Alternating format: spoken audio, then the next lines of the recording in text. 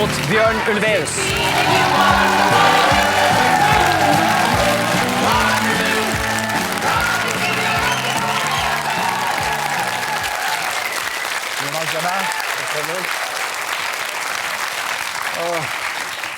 Såg du hur fet jag var i den där bilderna ifrån Brighton? Från Brighton? Ja, Men du var ju smal som en strek. det var jag senare, men då... Ja, det tänkte jag inte på. Nej, men det För var så. I ABBA-tiden så var du väldigt tynn.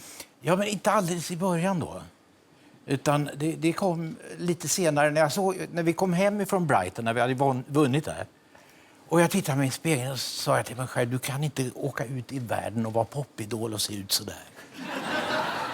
Så ABBA blev för dig en slags bantningskur? Ja, och effektiv var den alltså. Ja, för du blev väldigt tynn. Ja, sen blev jag tunn. Men var det bevisst eller var det bara stress? Eller Nej, inte alls. Det var liksom en överenskommelse då att popstjärnor skulle vara trådsmala. Och så är det väl fortfarande, tror jag. Ja, absolut.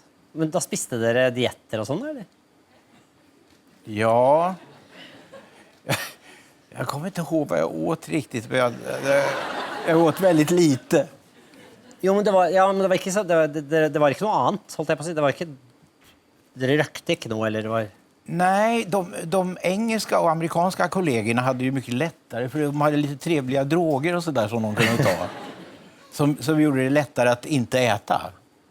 Men vi var ju liksom de här trygga svenskarna som två svenska par. Inte höll vi på med sånt, inte. Men du,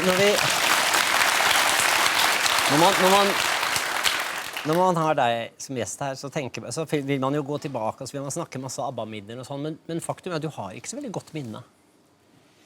Nej, i varje fall inte det episodiska minnet. Alltså det där minnet som jag avundas många människor när de liksom kan gå tillbaka i tiden och känna hur det kändes.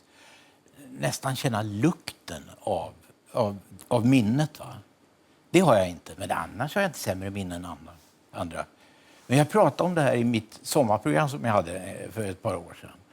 Och sen dess har detta vuxit till på internet till "He suffers from a serious memory loss". Och det har förföljt mig alltså. Men det rör bara just det där specifika episodiska minnet. Ja, det är det sansliga minnet alltså. Ja, just det, exakt. Som du inte har. Har du sånt? Ja, men jag kan väl leva mig lite tillbaka. Nu försöker jag, nej, jag kan inte det. Nej, Jo, men lite att man kan bli till exempel nostalgisk av en lukt eller något. Ja, men jag menar att man återspelar en scen i sitt huvud och då känner hur man kände sig och vad det luktade och så vidare. Och så vidare. Men blir du nostalgisk? Är du nostalgisk när vi snackar om ABBA? Nej, det kan jag faktiskt inte säga att jag är. Det var ju inte så att jag... Alla andra är ju det. Ja. Det är inte så att jag önskar att jag stod där fortfarande som Mick Jagger gör. Utan det var bra den tiden som det var. Så att, men jag ser ju tillbaka på det med glädje och tacksamhet. Ja, men skulle du, bara för, i teorin, skulle du kunna? Nej, jag tror inte det. Om du frågar Benny exempelvis, han skulle säga nej, det går inte. Så du har, men skulle du kunna skriva, har du en Mamma Mia till i dig? Alltså skulle du kunna skriva Dancing Queen idag? Jag tror att popmusik skrivs bäst av unga människor när de är liksom på höjden av sin kreativitet.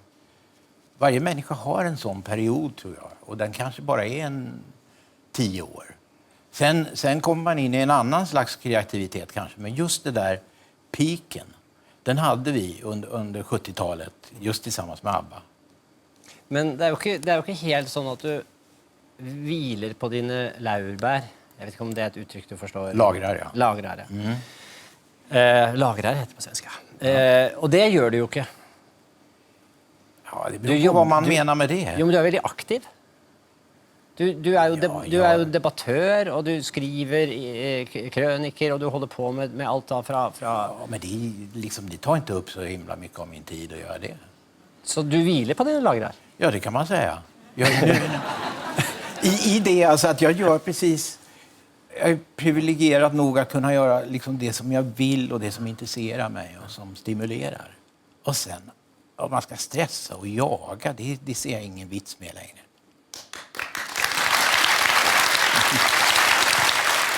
Så du behöver ingen väckarklocka?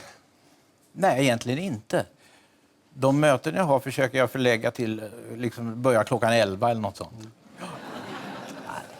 Hur är det med dig? Du, jag har en väckarklocka, fast den behöver jag inte, för nu har jag någon som väcker mig mitt på natten, så det... Ja. Med små barn i huset så vet du hur det är. Ja, jag vet. 4 stycken. Du har 4 väckarklockor, ser jag. Ja, jag har haft det. Ja, nämligen. Så då blir det ju livet som det blir. Ja. Jag tänker på dina alltså, det är många teman som du har intresserat dig för som egentligen inte har något med ABBA att göra, inte något med musik att göra, men som är... Som de flesta andra människor. Ja, samfundsteman. Och ett av dem är ateism, som vi ska snacka lite om. Bland annat som... Om religion, inte... Ja, om religion. Alltså, du är ju även förläggare och medförläggare för en av gästerna som kommer senare i programmet, professor Dawkins.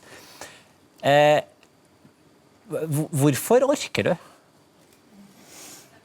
Ja, alltså den som inte blev upprörd över 9/11 är ju inte född. Det var då som jag tänkte, herregud, religionen är på väg in igen.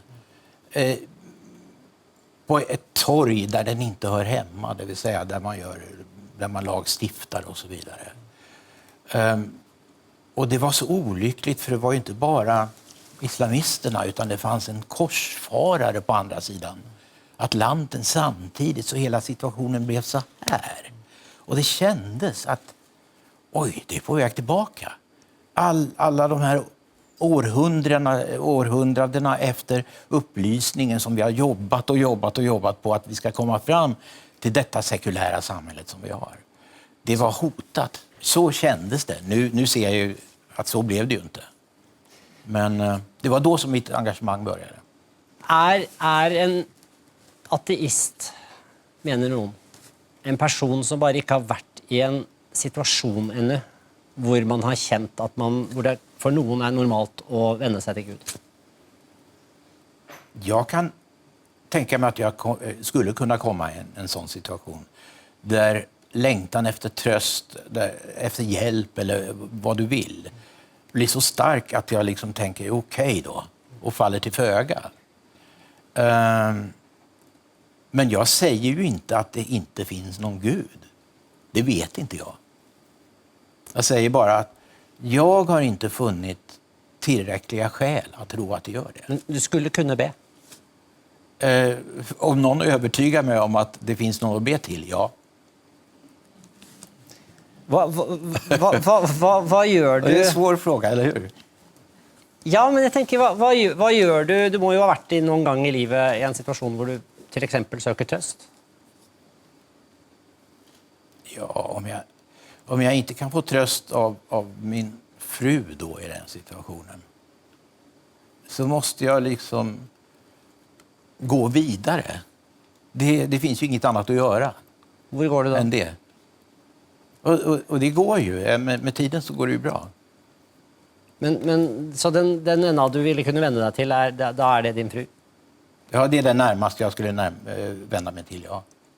Men det där med tröst, att människans behov av tröst är så stort, innebär ju inte att det finns ett svar på den trösten. Det innebär inte att det finns någon som kan trösta. Det innebär bara att man har denna starka längtan efter det. Och att livet inte ska vara slut efter döden. Är det du säger, att du tror inte det finns tröst? Nej, jag tror inte det. Jag tror att vi måste ta ansvar själva för våra liv. Och vi har bara ett liv, och det ska vi ta ansvar för.